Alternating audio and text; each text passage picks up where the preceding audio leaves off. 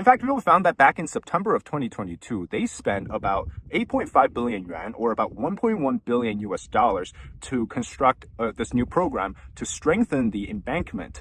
Now, what's funny is that along the sections of the lake, everything else was strengthened except for this particular part that has now been destroyed. And so many people were leaving comments saying that, this is such a joke. And this is a notice that the officials released, which basically told people not to accept media interviews.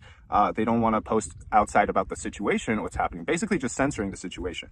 Now, if you try to live stream, according to some internet users, they would terminate the stream for you if you happen to stumble upon the sensitive footage. 又禁播10分钟啊！禁播10分钟了，不能播啊！不能播啊！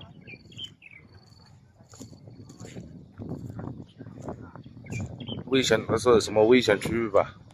刚刚被禁播了，说我拍到那个危险的那个场景了，被禁播10分钟。 Even if the situation is dire, you basically cannot avoid the classic censorship of the CCP. Now, the situation is still really bad because in the coming days, more rain is expected. Now, the embankment was already weak because, why else would they put a strengthening program in place? But again, with everything in China, it's like a lot of spending, not enough results. Well, of course, officials had time to start the flood fighting propaganda team, which they come in, in a clear formation, and they have accompanied cameramen, and they're ready to tout the victory for the Communist Party. This is very typical. It happens every year when there's flood. Before the people are even rescued, before the flood thing is to completion, the propaganda team is already here to basically tout the achievements of the local officials. And people all over China have really no access to what the situation at Dongting Lake is.